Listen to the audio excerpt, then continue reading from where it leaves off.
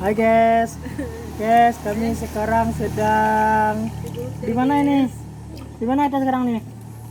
Di gunung apa namanya? Gunung Beteng. Nah, Gunung Rute.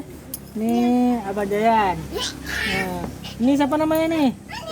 Ini siapa namanya? Ini siapa namanya? Ada ini. Ini siapa nama?